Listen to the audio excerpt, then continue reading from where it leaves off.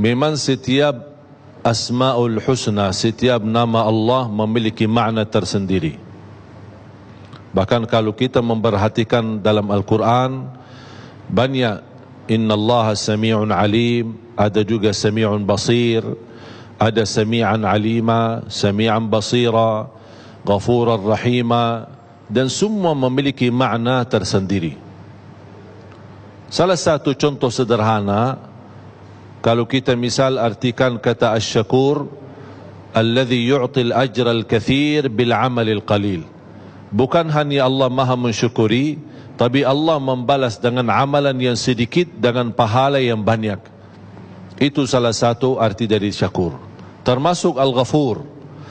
Allah subhanahu wa ta'ala maha pengampun, maha penghapus dosa. Bahkan bagi Allah subhanahu wa ta'ala, yang termudah bagi Allah adalah mengampuni dosa kita. Jadi bagi Allah tidak berat.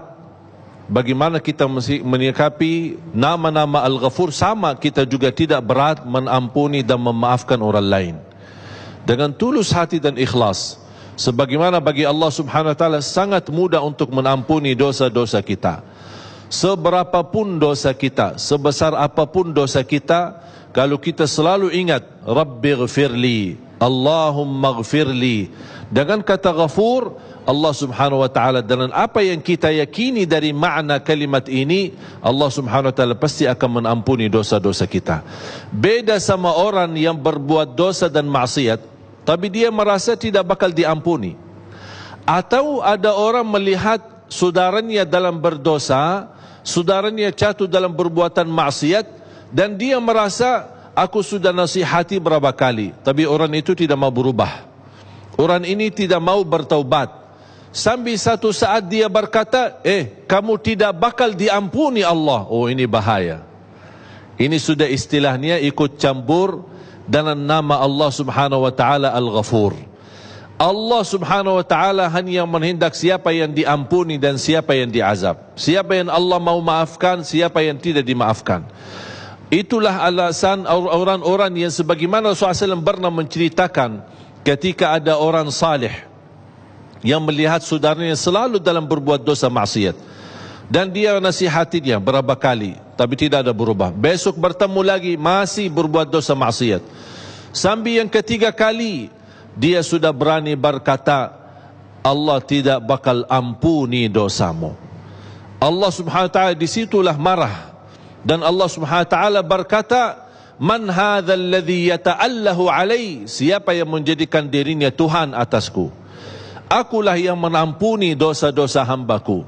Ternyata yang salih ini gara-gara ucapan yang begitu salah dan mendapatkan kemurkaan Allah, dialah terhapus kebaikannya, dan orang justru yang berdosa dan maksiat diampuni dosanya oleh Allah subhanahu wa ta'ala.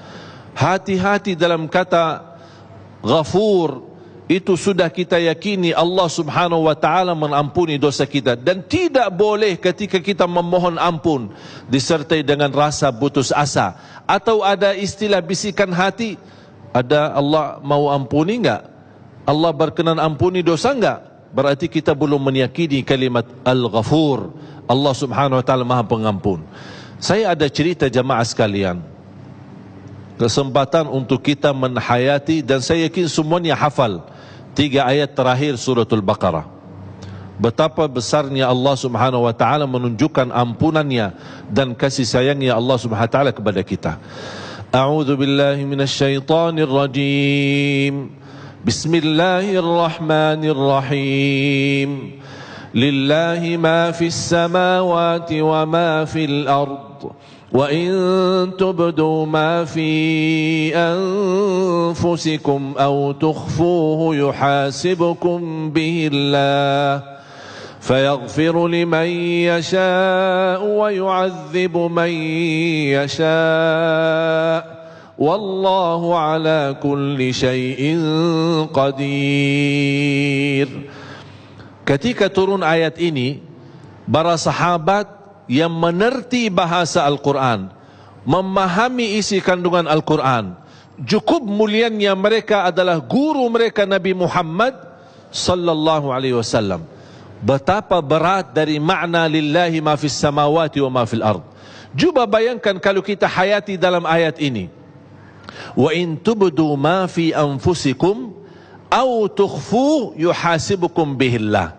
Barang siapa yang terang-terangkan, artinya dia membungkarkan isi hatinya, maupun dia sembunyikan di dalam hatinya, tetap dua-duanya bakal dihisab oleh Allah.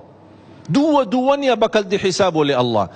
Mohon maaf, siapa di antara kita yang tidak ada bisikan kalbu? Siapa di antara kita yang ada di dalam hatinya sifat atau hal-hal yang tidak disukai dengan kawannya dan saudaranya? Cuba kalau semua orang bisa tahu isi hati kita, mungkin banyak berpecah belah di tengah kita. Tidak akan bisa mendekati, karena kita begitu dekat, ternyata hati kamu tidak suka sama saya ya. Ini bahaya. Makanya cuba ayat ini, kalau kita bukakan isi hati maupun kita sembunyikan, tetap dihisab oleh Allah Subhanahu Wa Taala. Dan siapa yang mampu di antara kita menolak bisikan kalbu, apalagi bisikan yang buruk? Ada enggak di dalam perasaan hati kita ingin berbuat dosa maksiat? Ternyata itu keinginan di hati pun bakal dihisab oleh Allah.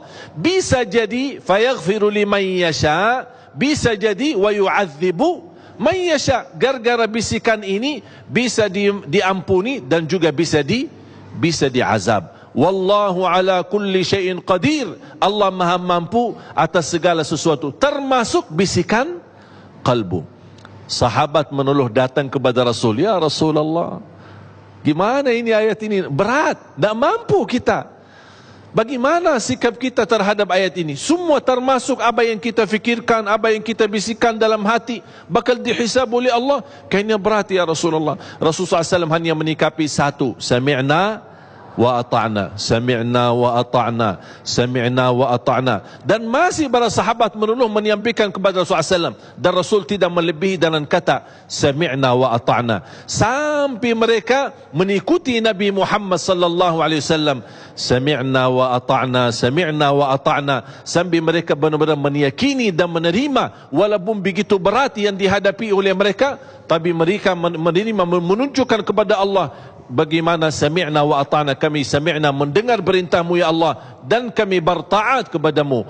Allah Subhanahu wa taala melihat sifat mereka, ketulusan hati mereka, keikhlasan mereka menerima walaupun berat. Allah Subhanahu wa taala ringankan dan Allah hapuskan ayat ini menjadi hukum tidak berlaku.